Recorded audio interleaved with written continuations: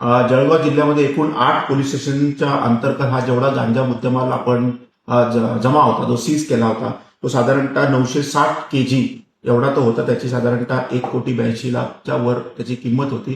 तो आज आपण एक कमिटी फॉर्म करून त्याच्यामध्ये एक्साईजचे लोक असतात, तहसीलदारचे लोक असतात आणि पोलीस असतात नसतात, यांच्या आपण सर्व कमिटीने आपण तो कायदेशीर प्रक्रिया राबवून पोलीस मुख्यालय येथे आपण आज तो नाश केलेला आहे. सर त्याचं वजन किती होतं? आधी सांगितल्याप्रमाणे साधारणतः 960 किलो त्याचं वजन आहे आणि 1,80,00,000 वर त्याचा किंमत आहे साधारण. जिल्ह्यात गांजाच्या कारवाई सुरूच आहेत, काय सांगणार आपल्याला? आपल्याकडे एक नो टॉलरन्स आपण अख्ख्या महाराष्ट्रामध्ये आपण राबवित आहोत. तर त्या अनुषंगाने आपण बघितलं की आपण मागच्याच महिन्यामध्ये एक एमडीची देखील मोठी कारवाई केली. आपण गांजा कल्टिव्हेशन कुठे होत आहे का याच्यावर देखील अतिशय आपण वॉचफुल आहोत.